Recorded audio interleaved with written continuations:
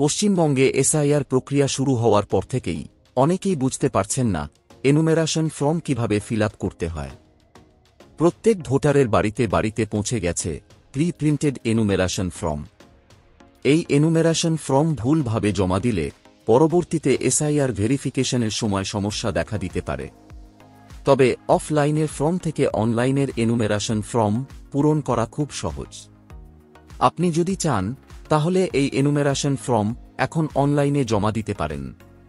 তাই আজকের এই ভিডিওতে আমি আপনাদের দেখাবো মোবাইল অথবা কম্পিউটার দিয়ে কিভাবে অনলাইনে এনুমেরেশন ফর্ম পূরণ করবেন, কি কি তথ্য লাগবে, কোন কোন ডকুমেন্টস আপলোড করতে হবে, আর কোথায় কোথায় ভুল করলে আবেদন রিজেক্ট হবে।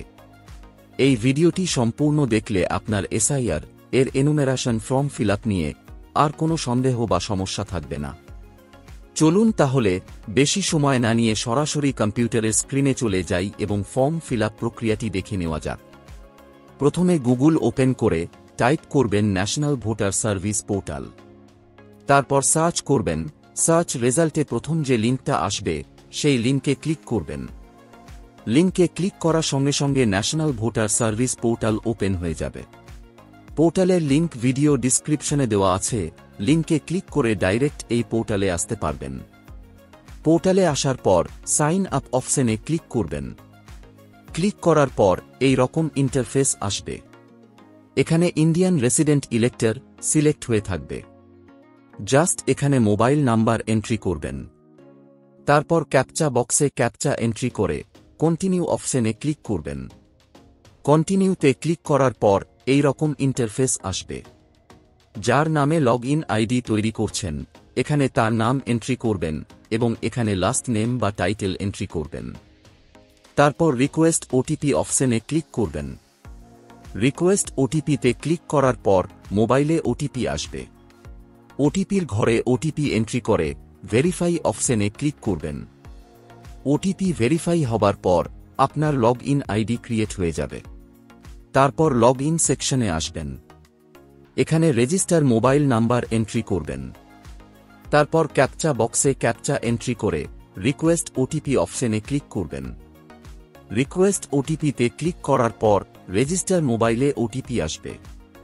জাস্ট ওটিপির ঘরে ওটিপি এন্ট্রি করে ভেরিফাই এন্ড লগ ইন অপশনে ক্লিক করবেন। লগ ইনে ক্লিক করার পর অ্যাপ্লিকেশন ড্যাশবোর্ড ওপেন হয়ে যাবে। পোর্টালে আসার পর এখানে অনেকগুলো অপশন পাবেন।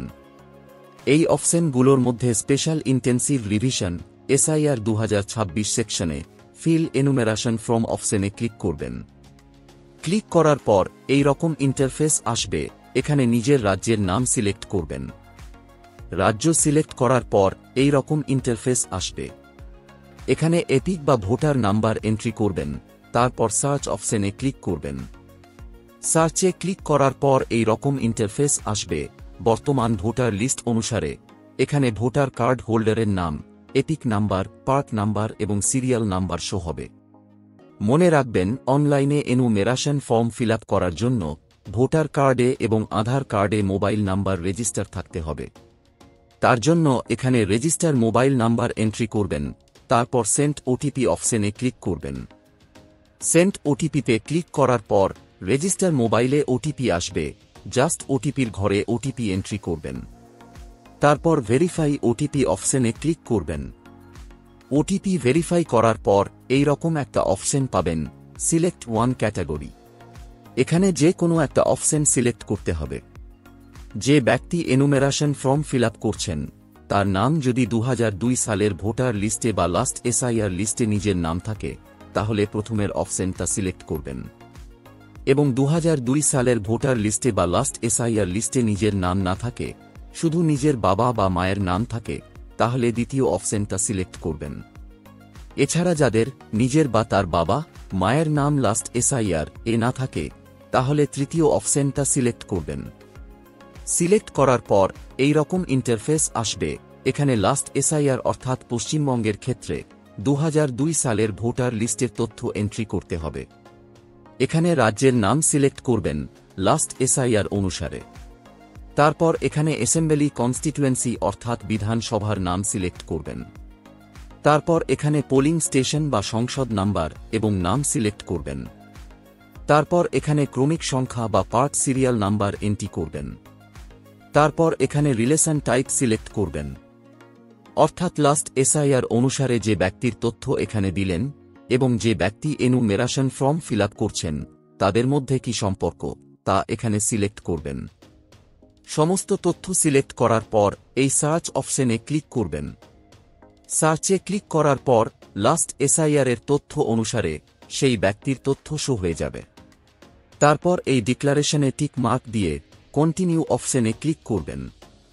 কন্টিনিউতে ক্লিক করার পর এই রকম ইন্টারফেস আসবে।